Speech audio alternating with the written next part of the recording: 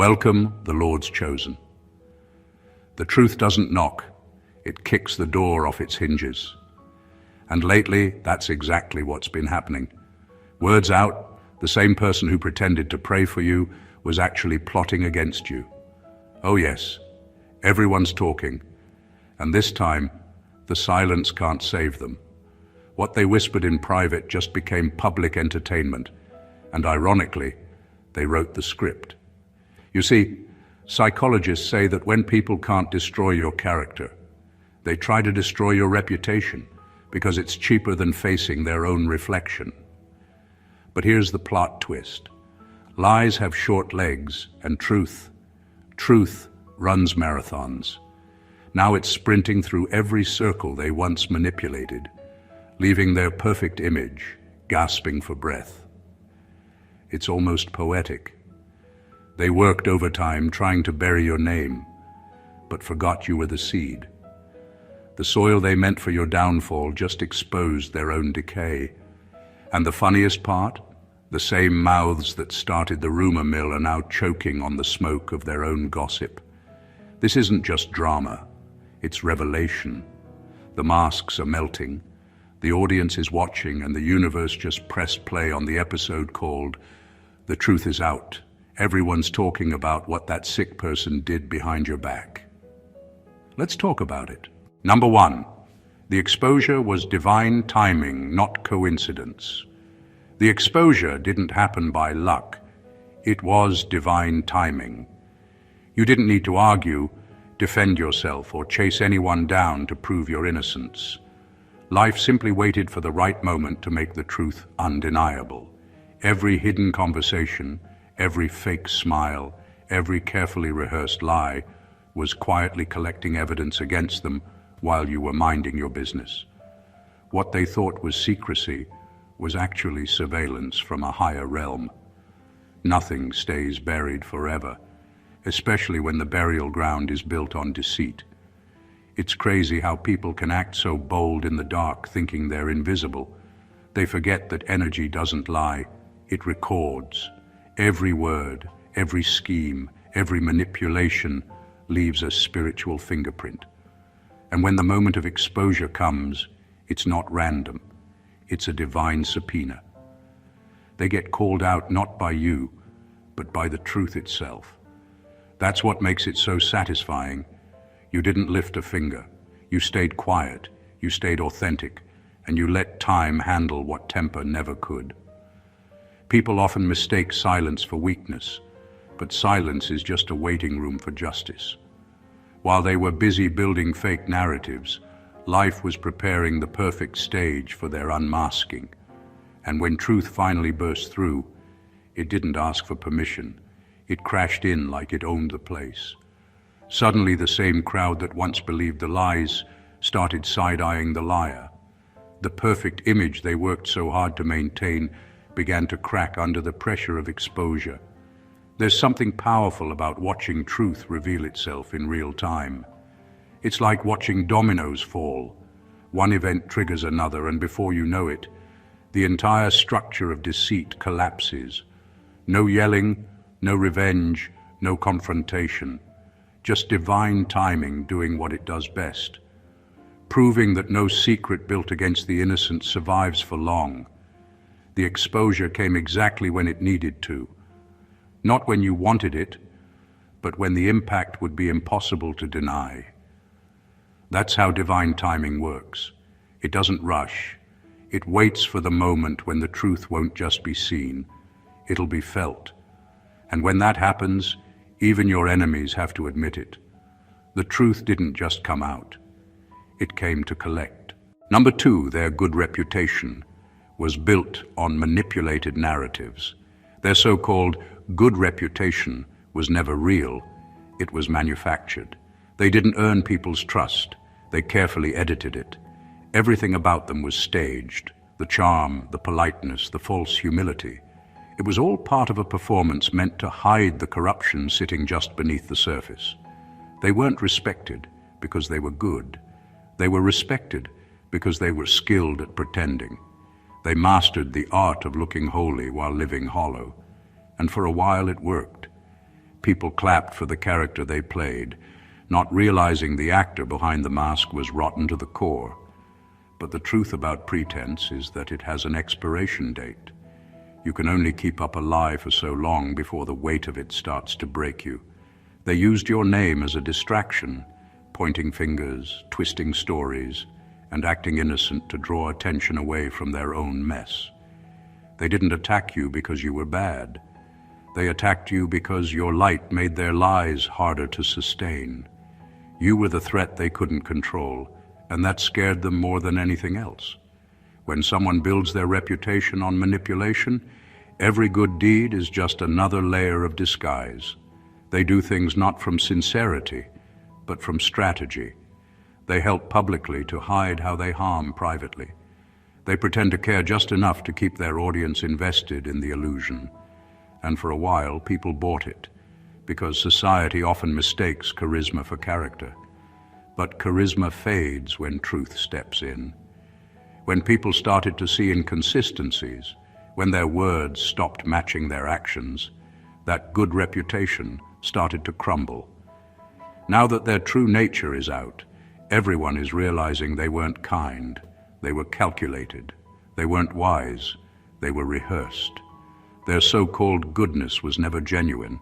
It was a performance scripted for approval. What's being exposed isn't just what they did to you, but the emptiness behind everything they built. Their reputation was their costume, and now that it's been stripped away, all that's left is the raw, uncomfortable truth that the person they pretended to be never actually existed. And once people see that clearly, they can never unsee it.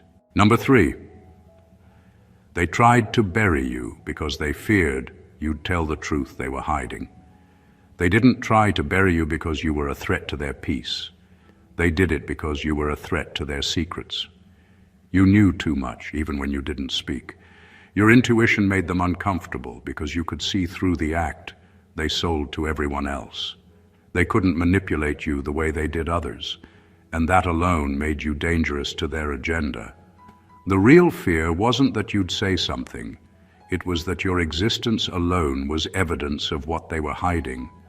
You were the truth standing too close to their lies, and they panicked. Every false accusation, every setup, every attempt to twist your image, all of it was rooted in fear. They thought if they could make you look bad, people wouldn't believe you if the truth ever surfaced. That's why they moved first. They wanted to control the story before you even knew there was one being written about you. It was a preemptive strike from someone who knew their own house of cards was shaking. They had to silence you, not because you were loud, but because your presence alone said too much. The most twisted part is how they tried to make it look like you were the unstable one. Classic projection. They labeled you with the very behavior they were guilty of. They called you dramatic to hide their deception, emotional to cover their manipulation, and dangerous to disguise their obsession. Every accusation was a mirror reflecting their own darkness. They wanted to flip the narrative so that by the time the truth showed up, no one would believe you. But divine timing doesn't miss a beat. Eventually, their actions started revealing what your words never had to.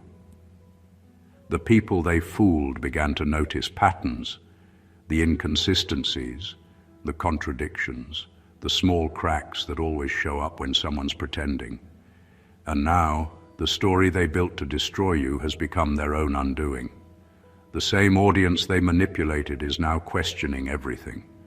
Their fear of being exposed drove them to expose themselves. They didn't target you because you were weak.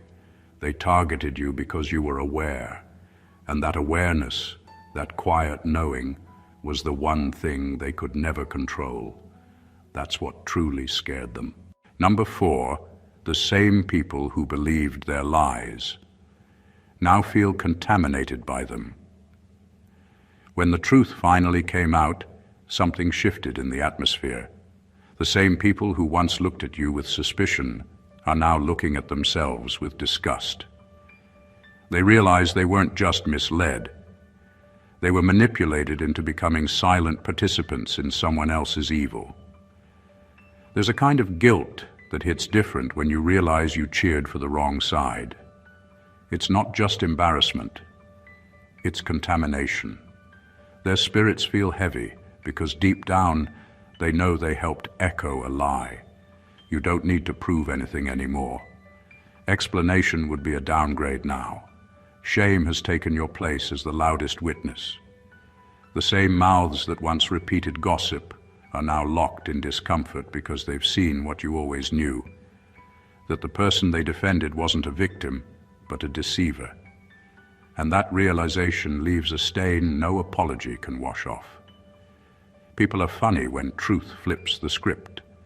They start remembering the signs they ignored, the small red flags they laughed off, the intuition they silenced just to stay in the crowd. Now they see how blind loyalty can make you spiritually dirty. They stood too close to corruption, and the residue of it lingers. They feel the energy shift, the awkwardness, the silent regret. That's why some of them avoid you now. Not because they still believe the lies, but because facing you reminds them of how easily they were fooled. It's poetic, really. They applauded your enemy when lies were fashionable, and now they're haunted by the echo of their own applause. They can't celebrate that person anymore without feeling a wave of guilt. The energy around your name has changed. People whisper differently now, not out of judgment, but out of conviction.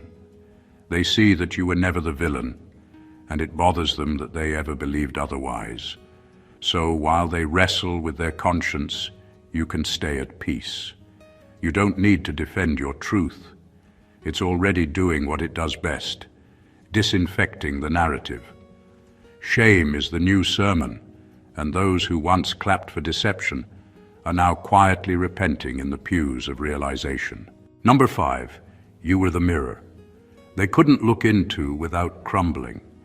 You didn't do anything to them except exist in truth, but that alone was enough to make them unravel. You became a mirror they couldn't stand to look into. Every time you walked into the room, your energy exposed something they were trying to hide. It wasn't your words that cut them, it was your presence. You carried a kind of clarity that made their chaos obvious. While you were simply being genuine, they were reminded of how fake they'd become. Your light didn't attack them, it revealed them. And that was unbearable for someone who's built their identity on illusion. When people are spiritually corrupted, they can't stand those who reflect honesty, discipline, or purity. It's not that they hate you personally. They hate what you expose inside them. Your calm made their anxiety louder. Your authenticity made their performance look ridiculous. Your integrity reminded them how much of themselves they'd traded away for attention, validation, or control. And because they couldn't face that truth, they tried to destroy the mirror. You. So they lied, twisted stories, and tried to stain your character. Smearing you was their way of silencing the reflection. If they could make people believe you were flawed, maybe they wouldn't have to confront their own flaws. But the irony is that every time they spoke against you, they revealed more about themselves than about you. Every insult, every rumor, every fake accusation was a subconscious confession of their own condition. You didn't expose them. Their reaction to you did. The problem wasn't that you shined too bright. It was that they refused to heal their darkness. Your light was never meant to intimidate. It was meant to illuminate. But they chose offense over introspection. Instead of saying, "Maybe I should grow," they said, "I have to destroy the one who makes me feel small." That's how envy operates. It attacks what it secretly admires. In the end, they weren't running from you. They were running from the truth you represented. You were the living reminder of everything they could have been if they'd chosen integrity over image. You were their unfiltered reflection. And for someone built on lies, that kind of honesty is unbearable. Number 6, the betrayal was a confession they didn't mean to make. Every betrayal carries a confession, whether the betrayer realizes it or not. When they plotted against you, when they whispered your name in circles you never stepped into, when they tried to poison how others saw you. They weren't just trying to harm you. They were admitting something about themselves. Every act of deceit was their way of saying, "I couldn't measure up, so I had to tear you down." They didn't betray you because you were weak. They did it because your strength reminded them of their own inadequacy. It's strange how envy disguises itself as hostility. They called it justified, they called it getting even. But deep down it was admiration, twisted by bitterness. You had something they couldn't replicate. Not money, not status, but essence. Your peace offended their chaos. Your authenticity exposed their desperation to be liked.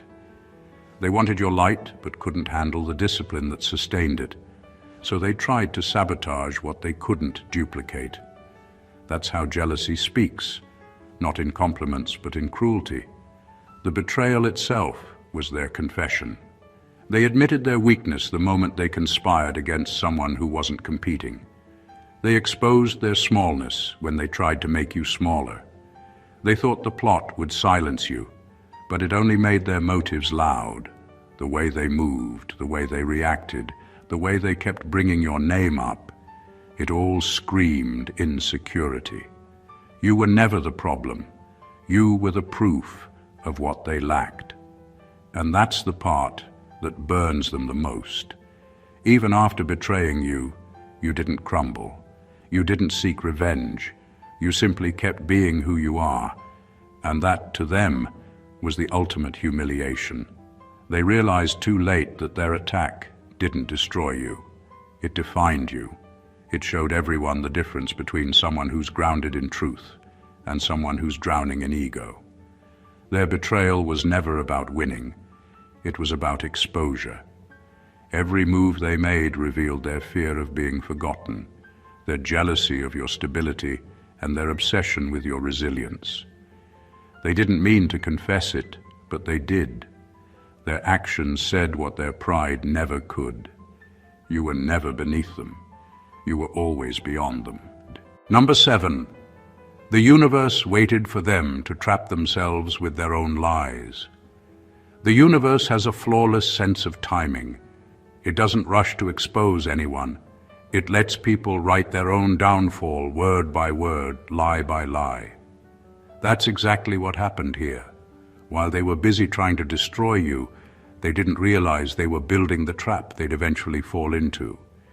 Every fabricated story, every exaggerated rumor, every manipulative act was another thread in the web they spun around themselves. And the best part? You didn't have to lift a finger. You just watched time do what truth always does. Separate what's real from what's rehearsed. It's almost poetic how the universe handles deceit. When someone's entire strategy depends on illusion, it only takes a small shift in energy for everything to collapse. They told so many lies that even they started believing them. But lies are fragile. They require maintenance. They demand consistency that liars simply can't sustain. Eventually, the stories start contradicting, the timelines stop adding up, and the truth starts leaking through the cracks. That's when their own words become the evidence against them. They tried to hang you with falsehoods, but it's their credibility swinging in the wind now. There's something satisfying about watching the universe deliver justice without you saying a word. You didn't have to prove yourself, fight for your name, or chase explanations. The truth waited, quietly and confidently, until the right moment came. Then everything started aligning. People began connecting dots, small details that didn't make sense before suddenly became obvious. The same crowd that once sided with them began to see how their actions didn't match their words. That's how divine justice moves, quietly but undeniably. The universe doesn't punish, it teaches. And for those who build their lives on manipulation, the lesson is always brutal but fair. Deception always self-destructs. They weren't exposed because you wished it. They were exposed because energy balances itself. What you give out, you eventually get back, multiplied and magnified. The lies they told became the stage for their own humiliation. They thought they could outsmart truth, but truth has infinite patience. It simply waited for them to tighten the rope and pull. In the end, they didn't fall because of what they did to you. They fell because of what they did to themselves. Number 8, they studied you like an opponent, not realizing they were exposing their obsession. They were never just curious about you, they were consumed by you. Every move you made, every choice you took, every silence you kept became something they needed to analyze, copy, or criticize. They studied you like a rival athlete studies their competition, but it wasn't strategy, it was obsession. You lived rent-free in their mind while they pretended not to care. Their so-called hate was just fascination dressed in bitterness. When someone truly dislikes you, they move on. When they can't stop talking about you, watching you, or trying to anticipate your next step, that's not hate anymore. That's spiritual possession. They called it keeping an eye on you, but it was really an addiction to your energy. They couldn't figure out why you kept rising despite their schemes, so they made it their mission to decode your peace. They wanted your calm, your confidence, your quiet power. But instead of asking how you built it, they tried to steal it. Every fake concern, every whisper in the name of checking up was really surveillance. They weren't trying to understand you. They were trying to control your narrative. But what they didn't realize was that their obsession exposed them long before the truth did. It's funny how people who claim to despise you always know your every move.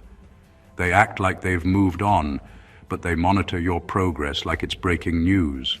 They dissect your words, your posts, your energy, searching for flaws to feed their ego, not realizing they're only feeding their dependency. You became the center of a story they couldn't stop writing, even when they pretended you didn't matter. That's the irony. Their attention was their confession. They hated that they couldn't stop watching you win. And the more you grew, the more they unraveled, because deep down they wanted to be you, not to live your life, but to embody your resilience, the part of you that thrives without validation. They couldn't duplicate your authenticity, so they tried to destroy it. But their obsession told on them. Every fake story, every exaggerated concern was proof that they were spiritually tethered to what they couldn't become. You never belonged to them, yet they behaved as if losing your energy was losing oxygen. That's not rivalry. That's possession disguised as resentment. Number 9, they wanted to turn the crowd against you because they couldn't face you alone. They knew from the start they couldn't face you directly, not because you were violent or cruel, but because truth terrifies those who live on lies. So instead of confrontation, they chose collaboration. They gathered a small army of gullible people, whispered poison in their ears, and convinced them that you were the problem. It was never about justice. It was about control. They couldn't handle your strength one-on-one, so they hid behind numbers. It wasn't confidence that made them talk. It was fear disguised as boldness. This is how cowards operate. They never come to you directly. They recruit. They find the easily influenced, the secretly envious, the emotionally unstable, people who can be manipulated into carrying out their dirty work. The smear campaign wasn't personal truth-telling. It was emotional warfare. They knew that if they could turn people against you, they wouldn't have to face their own reflection. It was easier to convince others that you were dangerous than to admit that they were deceitful. What they didn't expect was that time would reveal the pattern. People started to notice that the same person who talked badly about you had a history of doing it to others. The charm that once drew people in began to feel slimy. The laughter in their gossip started sounding like desperation. That's how truth moves, quietly, but inevitably. Soon the crowd they controlled started shrinking, and the ones they used as pawns began to feel embarrassed for ever taking part. You never had to clap back, because the universe knows how to humiliate deception. Those weak minds they weaponized. They're now awakening, realizing they were used to fight a battle that wasn't even theirs. The smear campaign has turned into a spotlight, not on you, but on them. The more they talked, the more they exposed their obsession. The more they plotted, the clearer it became that their issue wasn't your behavior, but your existence. They didn't attack you because you were wrong. They attacked you because you were right. Your presence was their confrontation. Your peace was their punishment. They couldn't face you one-on-one, so they built an audience for their insecurity. And now, the crowd they relied on is gone, leaving them alone with the one thing they've always feared: accountability. Number 10. Their whole agenda was to invert reality, to make innocence look guilty. Their entire plan was to twist perception until people couldn't tell who was right anymore. They didn't just want to hurt your name, they wanted to rewrite reality itself. They knew if they could make you look guilty, they could keep hiding behind the illusion of being good. That's how master manipulators operate. They flip the narrative before the truth even gets a chance to breathe. Every lie they told was crafted to make your light look suspicious and their darkness look justified. They wanted to wear the victim badge while quietly pulling the strings behind the scenes. You were never their problem. You were their mirror. You triggered something in them that they refused to face. Instead of healing, they projected. Everything they accused you of was a reflection of what they were battling within themselves. They called you controlling because they were the ones obsessed with power. They said you were dishonest while they were busy editing their own truth. They accused you of jealousy while secretly choking on envy. It wasn't about you. It was about their refusal to own their mess. You were simply the nearest screen for them to project it onto. That's the twisted beauty of exposure. Their words revealed more about them than about you. When someone keeps describing you with traits that don't align with who you are, eventually people start asking, who are they really talking about? Their every accusation became a breadcrumb trail back to their own character. They were confessing through projection, thinking they were clever. But manipulation has an expiration date, and once the mask slips, even their most loyal supporters start to see the pattern. It's a strange kind of justice when the same story they used to destroy you ends up destroying their credibility. Because once truth enters the room, distortion can't survive. And when people finally see the truth, they realize you never had to defend yourself. You were innocent all along. They were just loud. Their entire agenda wasn't about truth. It was about survival. They needed to make you look bad so they could keep pretending they were good. But the universe has a way of restoring balance. And when that happens, the projection ends, and everyone finally sees the projector for what it truly is: broken, bitter, and exposed. Number 11. The same mouths that lied about you are now terrified to speak your name. Now that the truth is out, the same mouths that once couldn't stop talking about you have gone completely quiet. The gossipers, the accusers, the mockers, all the people who once made you their favorite topic have suddenly lost their voice. It's not because they've changed, it's because they've been exposed. The energy around your name has shifted, and it carries a weight they can't handle anymore. Every time your name comes up, it stirs their conscience, reminding them of what they did, what they said, and how easily they participated in a lie. Guilt has become their new silence. They used to speak with confidence when the truth was hidden. They laughed loudly, exaggerated stories, and painted themselves as righteous. But exposure humbles even the boldest liars. Once the truth shows up, it changes the atmosphere. It makes the air heavy for those who tried to manipulate it. Now, when someone brings up your name, their tone changes. They stutter, they deflect, or they change the subject. That's not coincidence. That's spiritual discomfort. Your name has become a reminder of the truth they tried to bury but couldn't. There's something powerful about that silence. It's not peace, it's panic. They know that if they speak now, they risk reminding everyone of what was revealed. They know eyes will turn, questions will rise, and the mask they fought to keep on will finally crumble. So they stay quiet, pretending it's out of maturity, when really it's out of fear. They can't handle the energy that follows your name because it carries something they lack: truth, integrity, and divine vindication. The same voices that once spread lies now avoid saying anything at all, because the truth echoes louder than any defense they could make. Their silence is confession. They're not staying quiet because they respect you. They're staying quiet because they're haunted by the memory of how wrong they were. It's not karma, it's consequence. The universe doesn't always strike with thunder. Sometimes it just lets truth ring so loud that even whispers can't survive its frequency. And now, the sound of your name is the one thing their guilt will never be able to endure. Number 12. You were the test heaven used to separate real from fake. You weren't sent to expose anyone on purpose. Your very presence just did it naturally. You were the quiet test that revealed who people really were when loyalty stopped being convenient. Heaven used you like a mirror to show hearts for what they truly were. You didn't have to ask anyone to prove themselves. Their reactions around you did all the talking.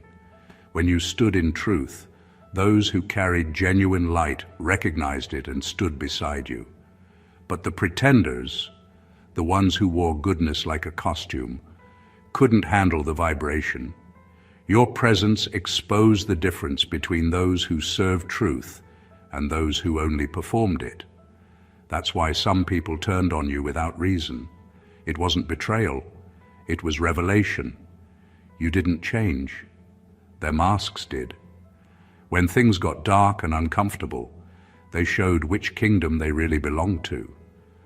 The ones who claimed to love you suddenly went silent, while those who truly carried light stepped up without hesitation. That's the power of divine testing. It doesn't require punishment, just pressure. Pressure makes truth surface. And in your presence, the pretense couldn't breathe. The funny thing is, they thought the drama surrounding you was a scandal, when in reality, it was a separation. Heaven was cleaning the room. You were never the problem. You were the purifier. You didn't cause division. You revealed what was already divided. Real doesn't mix with fake for long.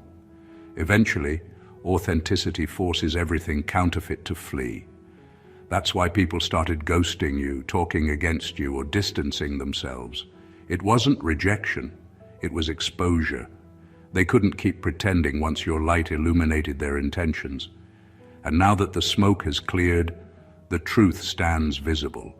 The real ones stayed, the fake ones dissolved. You didn't lose people, you lost pretenders. What looked like abandonment was actually divine sorting, a spiritual audit to show you who deserved to walk with you into the next chapter. You weren't the scandal, you were the filter, and heaven used you as the line that separated those who only talk light from those who actually live it. Number 13. The ones who tried to destroy you are now living in the world they built for you. Everything they tried to build against you has turned into the cage they now live in. The lies, the manipulation, the fake alliances, all the weapons they crafted for your downfall have become the environment they're trapped inside. They wanted you to be surrounded by confusion, isolation, and humiliation. But that's exactly what they're experiencing now. It's not poetic justice, it's divine symmetry. The energy they sent out didn't disappear. It just circled back home. You didn't need revenge because creation itself has a recycling system that never misses a return address. They dug a pit for your reputation, but their own credibility fell into it first. Every rumor they spread came back as a mirror reflecting their behavior. Every scheme they started collapsed under its own dishonesty. What they built on deceit couldn't sustain itself because falsehood has no foundation. The same people who once whispered behind your back are now whispering about them, and the same traps they set for you now keep them awake at night. That's not coincidence. That's consequence. There's a divine kind of irony in watching them live inside the chaos they designed for someone else.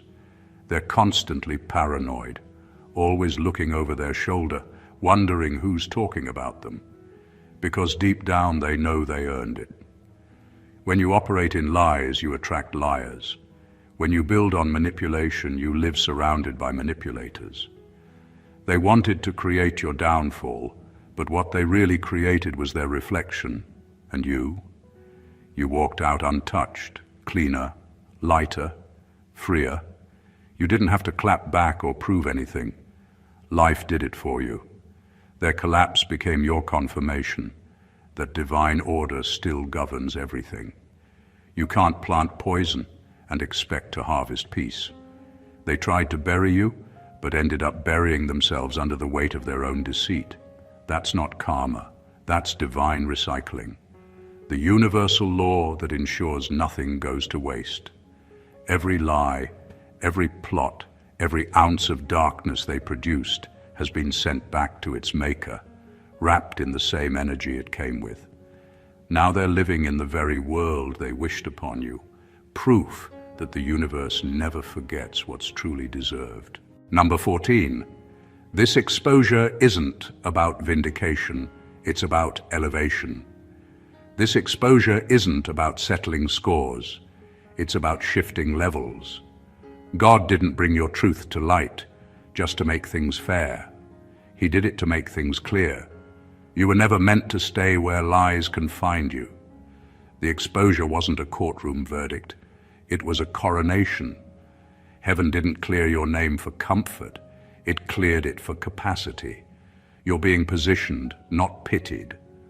What felt like humiliation was actually divine promotion in disguise. Every false word spoken against you became the background noise for your public unveiling. God waited until the perfect moment to reveal what he'd known all along. That you were never the villain in their story. You were the vessel in his. The delay wasn't punishment, it was strategy. He needed everyone watching to see that truth doesn't need defenders.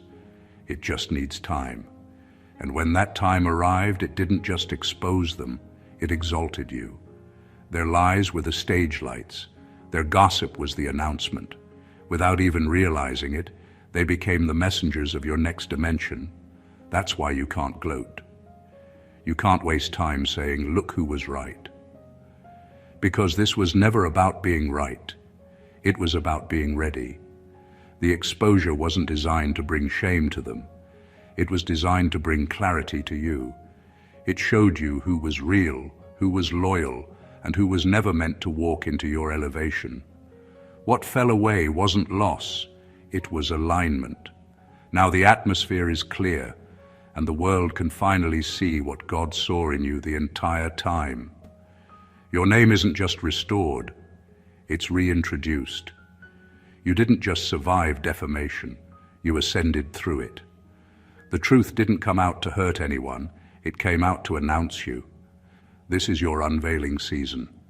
The moment where everything that tried to silence you becomes the very thing that amplifies your voice. You weren't cleared for applause, you were cleared for acceleration. The exposure didn't end your story.